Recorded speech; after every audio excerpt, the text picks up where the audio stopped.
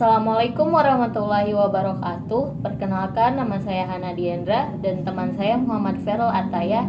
Di sini kami akan mereview jurnal yang berjudul Pengaruh Kualitas Pelayanan dan Ketetapan Pengiriman Terhadap Kepuasan Pelanggan dalam Menggunakan Pengiriman Barang Ninja Express di Masa Pandemi COVID-19.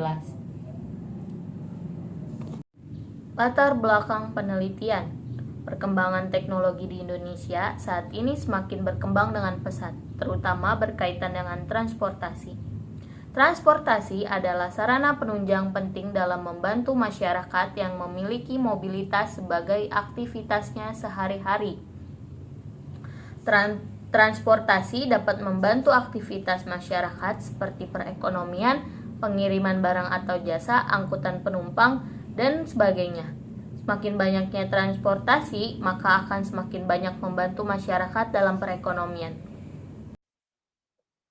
Maksud dan tujuan penelitian. Adapun tujuan dari penelitian ini adalah sebagai berikut. A. Untuk mengetahui seberapa besar pengaruh kualitas pelayanan X1 terhadap kepuasan pelanggan Y pada layanan Ninja Express.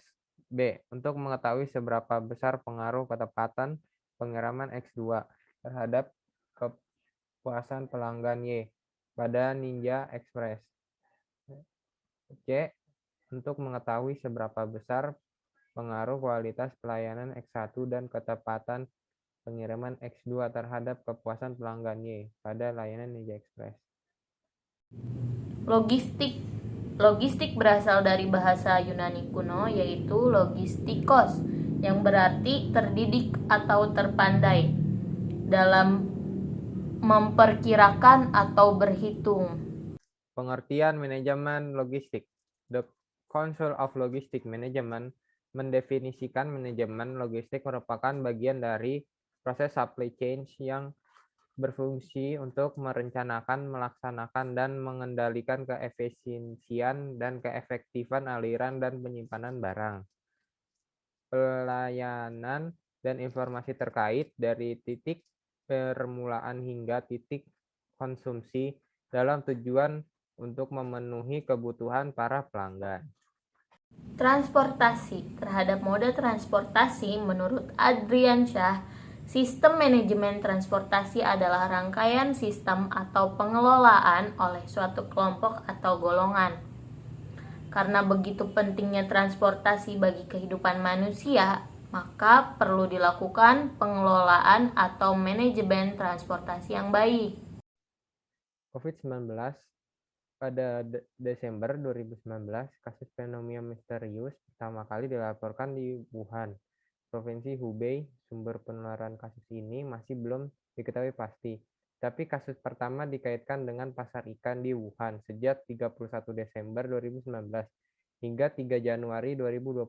Kasus ini meningkat pesat, ditandai dengan dilaporkan 44 kasus hingga tanggal 29 Maret 2020. Terdapat 634.835.000 kasus dan 33.106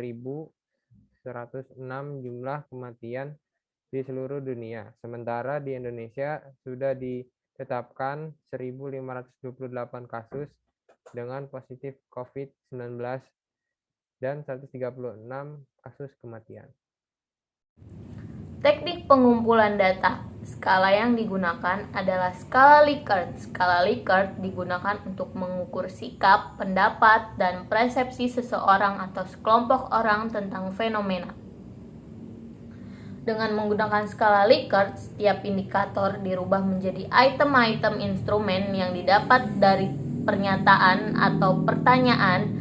Di setiap pernyataan maupun pertanyaan diukur dengan skala penilaian Likert yang memiliki 5 tingkat preferensi jawaban yang masing-masing diberi bobot 1 sampai 5.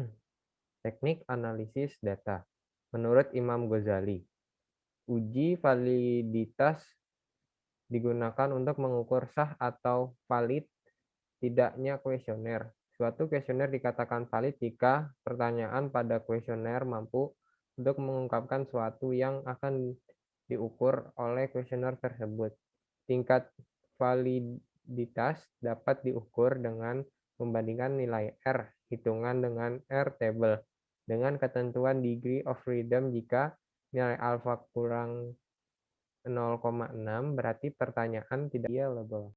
Uji asumsi klasik. Uji normalitas digunakan untuk mengetahui apakah populasi data berdistribusi normal atau tidak. Suatu penelitian data yang diperlukan harus bervariabel normal. Bila data dari setiap variabel tidak normal, maka tidak bisa menggunakan statistik parametrik. Distribusi dari rata-rata sampel hasil observasi akan mendekati normal bila jumlah individu sampel semakin besar.